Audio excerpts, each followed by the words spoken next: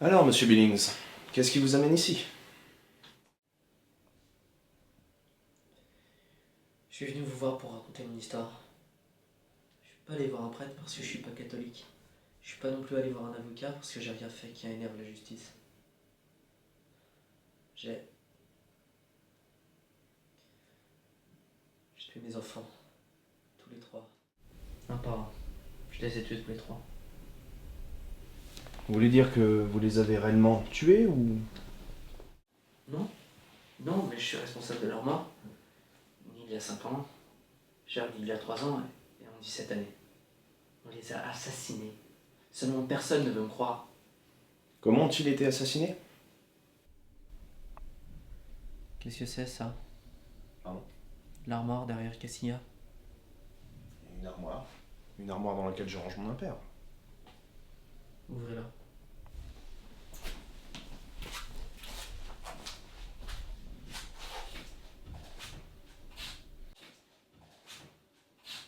Oui, il ne s'agit que de mon impair.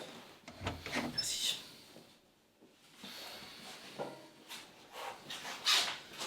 Tout va bien. Ouais. Donc, je vous demandais comment vos enfants ont-ils été Ne me assassinés? brusquez pas.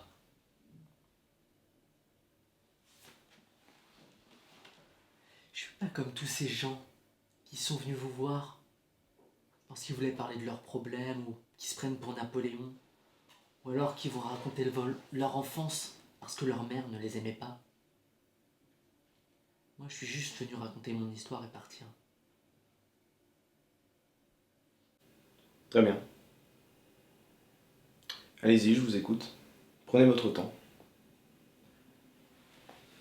Je ne vous jugerai pas. J'ai épousé Rita l'année où elle était enceinte de Denis.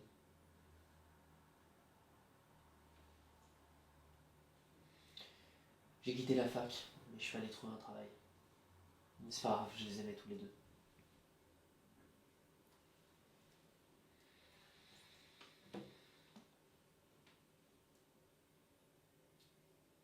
Quand Denis est né, Rita il en avait pour lui.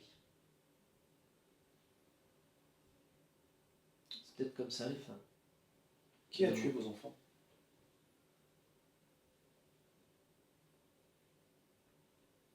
Le croque-mitaine.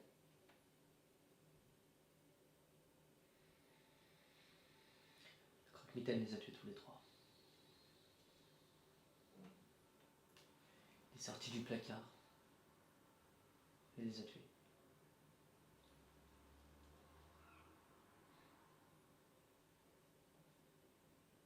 Avant la mort de Denis,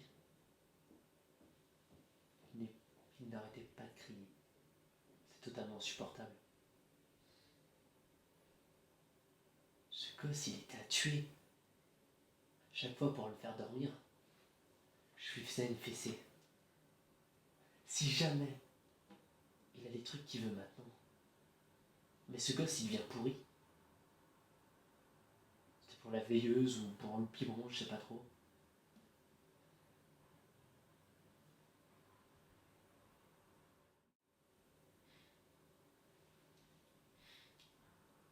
Il est mort. Il est mort à l'été, après la naissance de Charles. Il n'arrêtait pas de pleurer. Lui haut les mains, il m'a montré du doigt le placard. Il a dit le croque-mitaine. Croque-mitaine papa.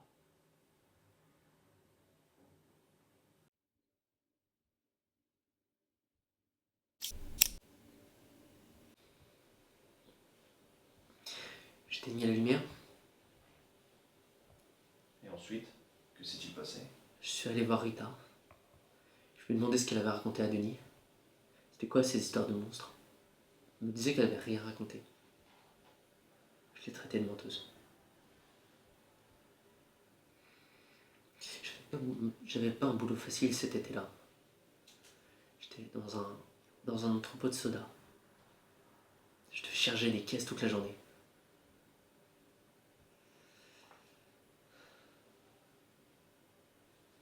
Denis hurlait à 3 h du matin. Tellement fatigué, j'ai laissé Rita y aller.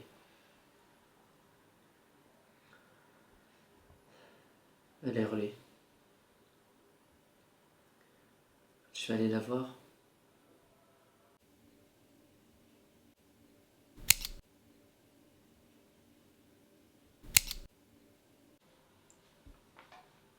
Il était mort, les yeux grands ouverts, sur le dos. Il me fixait. Je l'aimais, ce gosse. Saviez-vous que c'était le croque-mitaine à ce moment-là? Non. Mais j'ai découvert quelque chose. Quoi donc? La porte de l'armoire, elle était ouverte, un peu entrebâillée. Elle n'y était pas quand je l'ai couchée. Il y a eu une enquête? Vous pensez bien. Et qu'avez-vous fait du coup? On l'a enterré. Ils ont dit que c'était une mort subite du nourrisson. Un gosse de 3 ans. C'est très rare, mais la mort subite du nourrisson peut atteindre des enfants pendant leur sommeil, des enfants de 5 ans. Foutaise, je vous dis.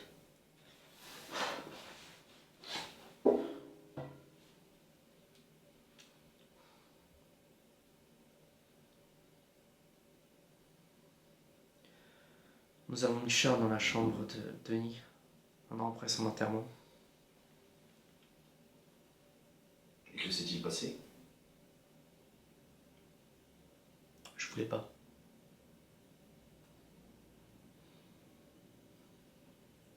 Faut pas trop les couver, les gosses. Vous savez, moi, quand j'étais petit, ma mère m'emmenait souvent à la plage. Elle voulait pas que je m'approche du bord.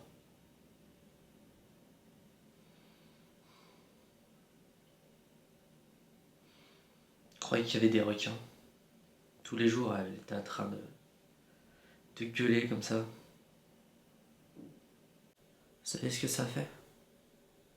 Je ne peux plus m'approcher de l'eau maintenant. Faut pas trop les couver, les gosses, croyez-moi. Le croque-mitaine. Le croque-mitaine, papa.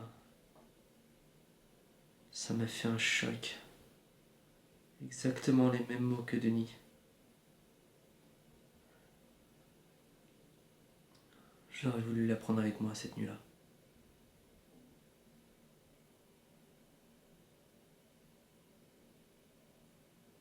L'avez-vous fait? Non. J'ai pas voulu céder. Même devant Rita, j'ai pas voulu céder.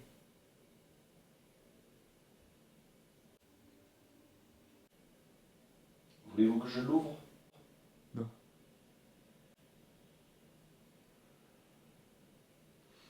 Une nuit, j'ai entendu un bruit dans la chambre. J'ai accouru. La porte du placard était-elle ouverte? Juste un peu. Entrebâilli. Dans l'ombre, il y avait quelque chose qui s'insinuait. Quoi qu'il en soit, Charles me criait le croque-mitaine et un autre truc que j'ai pas trop compris. Que disait-elle? Pat. Ou pot, je sais pas. Vous savez, les enfants, ils confondent souvent le O et le A.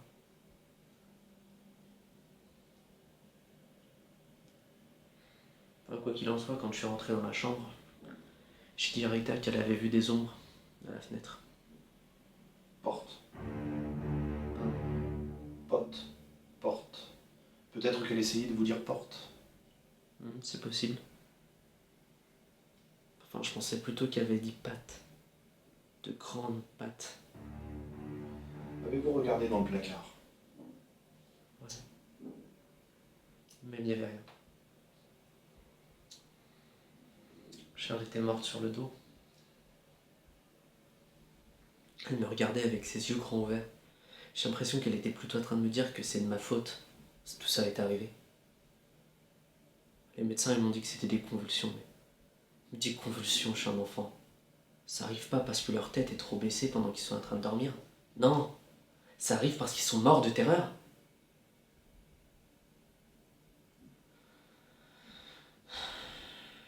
Je suis rentré là où il était.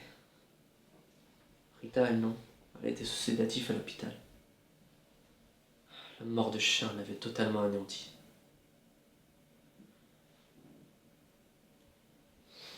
Enfin bref. Je me suis allongé sur le divan. Et ensuite, que s'est-il passé? J'ai fait un rêve.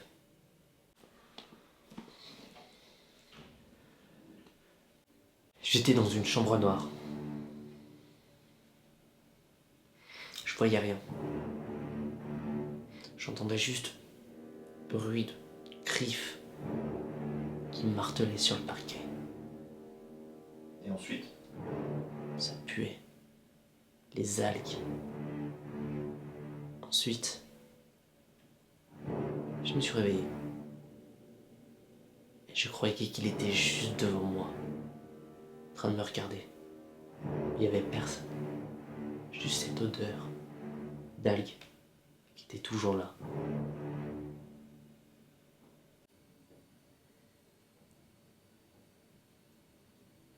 Et votre femme? Elle m'aimait toujours, mais elle ne riait plus. Elle ne regardait plus la télé. Elle ne souriait plus. Elle ne chantait plus. Elle avait changé. Elle traînait dans la maison. Elle me disait qu'elle voulait un gosse. Moi, j'étais pas d'accord.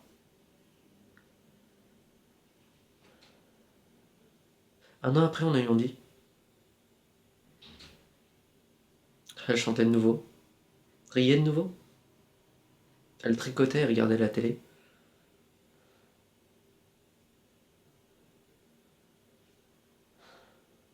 Connerie. Vous ne l'aimiez pas? Si. Enfin, pas au début, mais il me ressemblait. C'était mon portrait craché. J'avais un nouveau boulot. Moins stressant. Un an après, on avait commencé à emménager ailleurs, avec beaucoup moins d'armoires. On croyait que tout ça c'était derrière nous.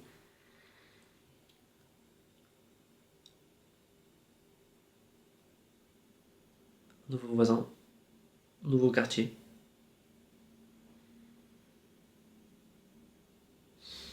On avait tort. Qu'est-il arrivé?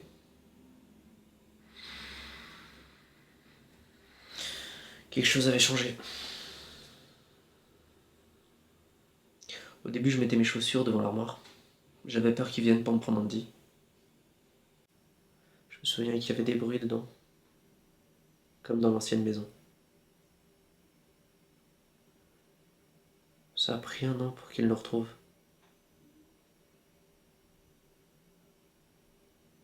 Je pense que c'est de ma faute. Force de penser trop, ça finit par y rêver.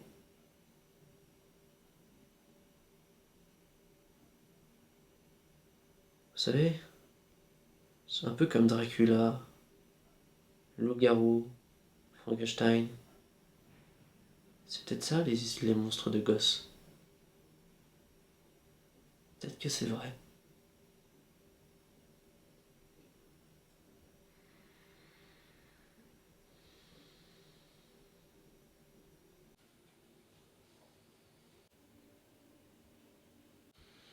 Quelque temps avant sa mort,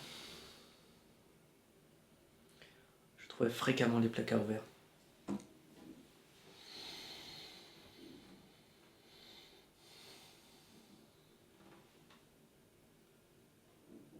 Andy dormait dans ma chambre. Il avait 2 ans, mais je voulais pas qu'il dorme ailleurs. J'avais peur. Rita disait qu'il fallait qu'il trouve une chambre à lui.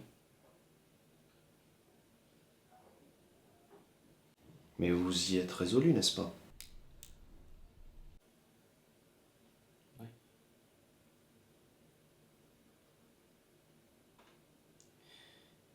Une nuit, alors que j'étais seul,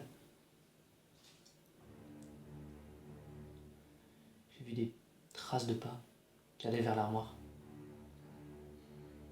Est-ce qu'il en rentrait? Est-ce qu'il les sortait? Je sais pas.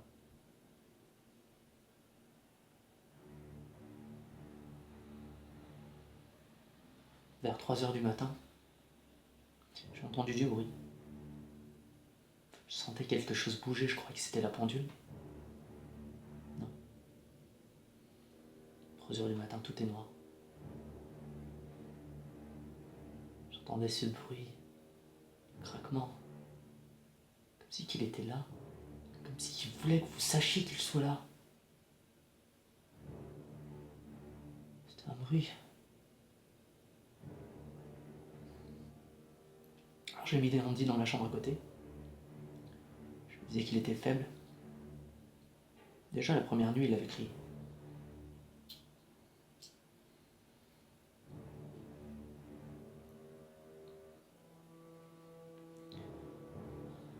Et au beau milieu de la nuit, j'ai entendu un cri aigu. Alors j'ai couru. Parce que j'aimais ce gosse.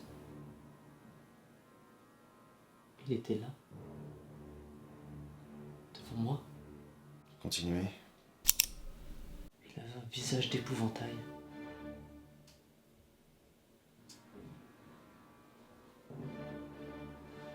Il tenait Andy avec ses mains par le cou. Je l'ai entendu se rompre. Continuez. Il venait de lui briser les coups.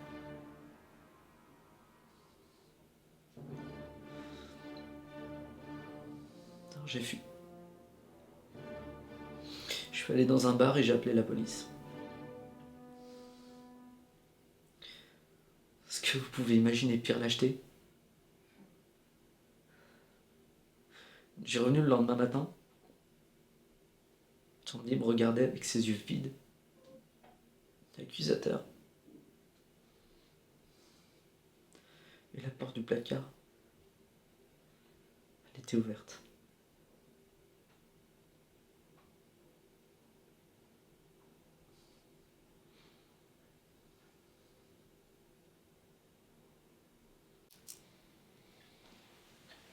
La séance est terminée, monsieur Billings.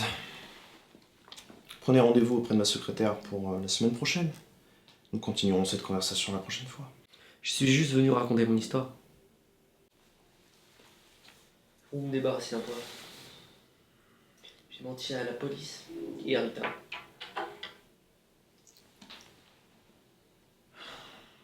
Je leur ai dit que c'était un accident. Rita, elle a compris ce qui s'est passé et elle est partie. Monsieur Billings, je peux vous soulager de votre culpabilité, mais pour cela, il faut que vous en ayez la volonté. Et vous croyez vraiment que c'est ce que je veux? Pas encore. Mardi et jeudi.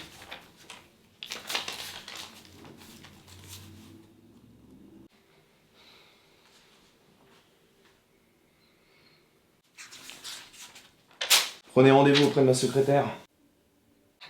Bonne journée, monsieur Billings.